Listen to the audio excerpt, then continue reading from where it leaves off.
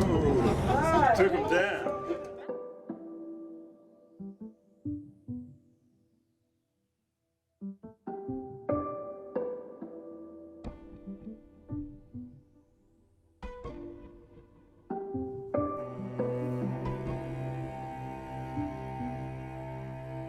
The Second Amendment, interesting. The Second Amendment, what it means to me is it gives me the right to keep and bear arms, even though I do understand that the Second Amendment wasn't originally intended for people like me.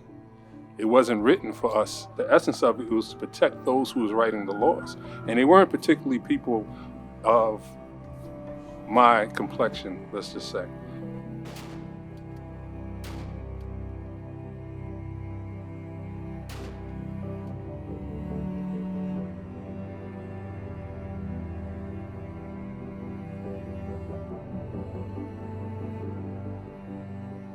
But as a result of being an American citizen, that we do have a right to exercise those rights and to pursue the rights that's supposed to be open to everyone. I am not a gun enthusiast per se. I do believe that you should be able to protect yourself, but having stockades, it's a bit overkill for me.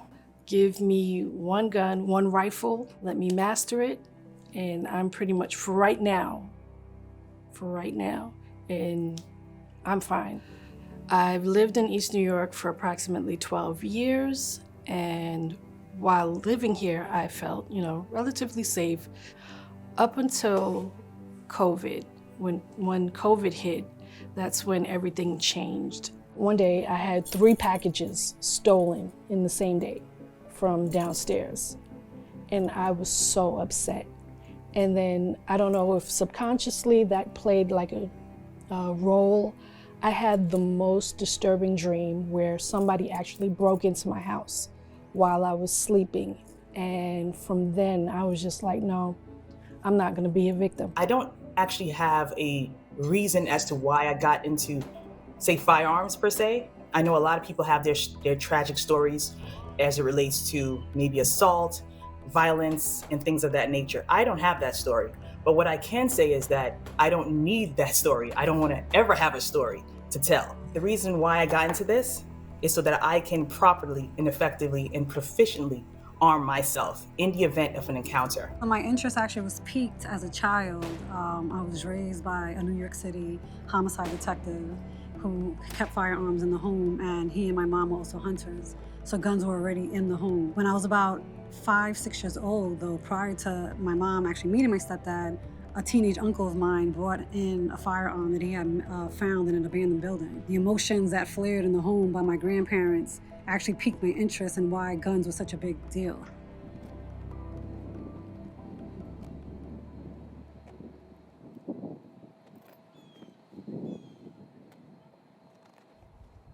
I was talking to my sister about it, and she said, do you know Wayne Francis is starting a gun club. Would you be interested in it? And I was like, because at that point in time, I had already made up my mind and I had started the process to get my residential license. So when she said that, I said, this is perfect. I can now learn properly all the rules and regulations and guidelines and safety protocols that goes along with owning a firearm. So I'm going to tell you a little bit about our organization. Diasporans Firearm Club is the name that you hear a lot, but we're actually a chapter of the National African American Gun Association, or NAGA. NAGA was founded in 2016 by Philip Smith and has since expanded to over 150 something chapters across the country, 40,000 plus members nationally. And we here in New York, we represent the Downstate area. Diasporans for Defense is our parent organization, and Diasporans Firearm Club is the actual subsidiary of the parent organization. And basically, the three of us, Donovan, Chris, and myself, came together last summer approximately because we were basically looking to see what we could do to help support and empower our community. We recognized a lot of the civil unrest that was going on post George Floyd that raised the consciousness of a lot of people about their safety, self-defense, et cetera. And while that was not a firearm-related murder, we do recognize that, you know, it certainly was something to awaken a lot of people to become more conscious about what they could do proactively in order to be able to take their own defense into their hands. 5 fundamentals of shooting. 1, aiming. You have to know where your target is and hopefully be able to hit that target. Breath control. If you're punching somebody and I hold my breath, I'm gonna pass out. Because everything is kept in, I'm gonna pass out. But if all the force in my body is allowing the air to escape. When you're lined up and you're shooting, it's, so as soon as you're breathing out, squeeze. Hold control. So a lot of times there'll be a mishap with your firearm where one of the casings doesn't extract all the way, it gets stuck or what have you. If you're not holding your firearm firmly, it can't recoil and cycle the way it's supposed to. Trigger control. Taking the time to pull the trigger. Again.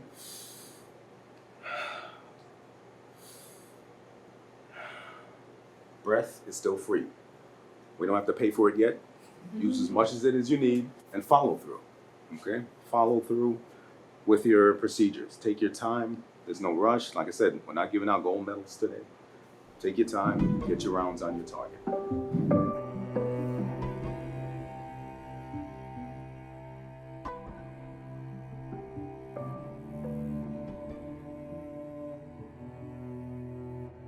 You hear about the situations like Philando Castile, which, as tragic as the situation was, it was an anomaly. You know, just like people take planes every day and drive cars every day, there's a risk associated with those, but we don't stop flying and we don't stop driving. So when an off chance happens, when a law enforcement officer doesn't exercise judicious judgment in a case of a stop and ends up killing someone, that is definitely a tragedy, but it is more an exception than it is a norm. But also, please understand that training is not just for the gun owner.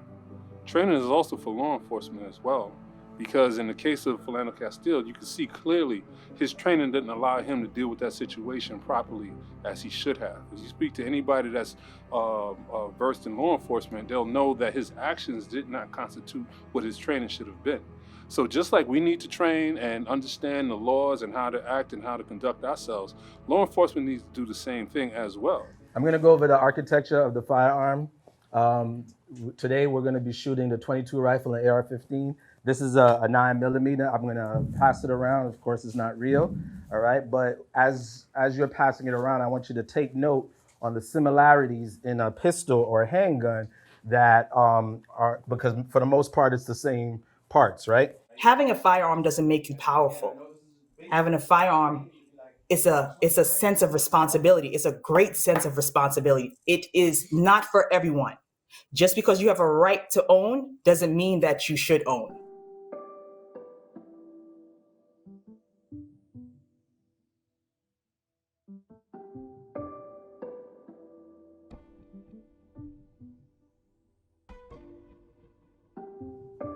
Well, I'm not particularly familiar with that research, but I would imagine that there's a caveat that if one has the proper training as well as know-how, that would reduce the risk.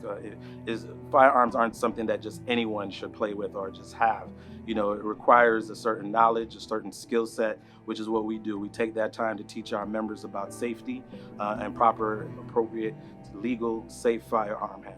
The bullet doesn't care who it shoots. The bullet's job is to go downrange. That's it. It doesn't care what it hits. It's not prejudiced. Its job is to come out of a firearm and hit something.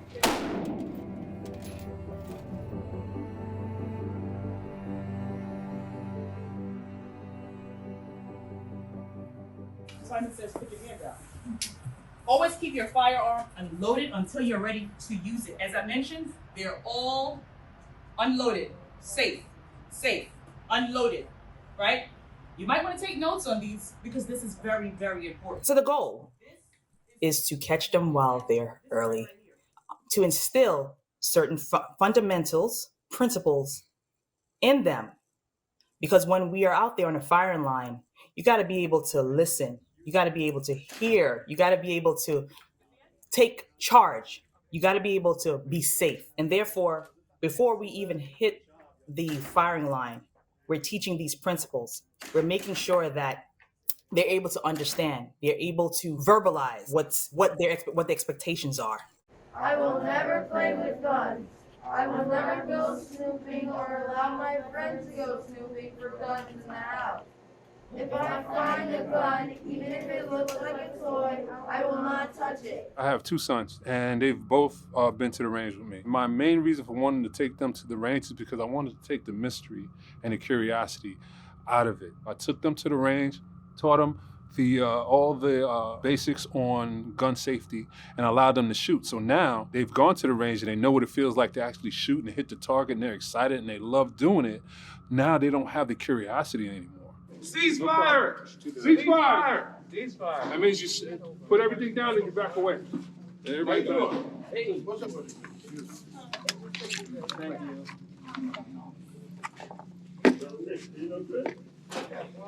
Okay. Have you shot the PC now? I have before, yes. Okay, cool. You know how to load a magazine? We're going to use a speed loader just to make it easy. Okay. Okay. As you can see which way it goes, you see the bullets go this way. I see people that look like me here. I'm able to come here. I feel comfortable. I feel welcomed. And at any time I need assistance, I can. I've gone to other firearm clubs outside of New York City, and they're predominantly white.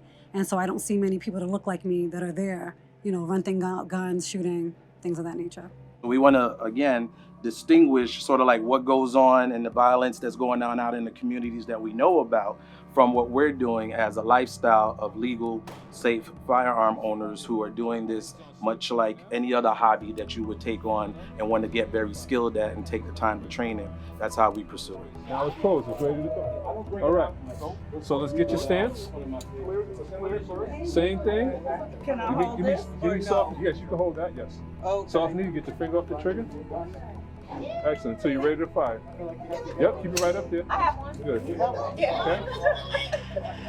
You got your cheek against the cheek well. Very good. Let's take it off the safety with your thumb. You are responsible for every bullet that comes out of that gun. You are responsible for. So you have to be constantly vigilant. You have to be serious. It's not something that you take lightly, because you might be in that position one day that you actually have to pull the trigger, God forbid. And you have to know in the back of your mind that you could actually take someone's life. Coming from that rich legacy of civil defense organizations like Deacons for Defense and the Black Panthers, who believed in the importance of Black Americans exercising their constitutional right, we see ourselves as basically torchbearers that have the opportunity to continue that legacy today.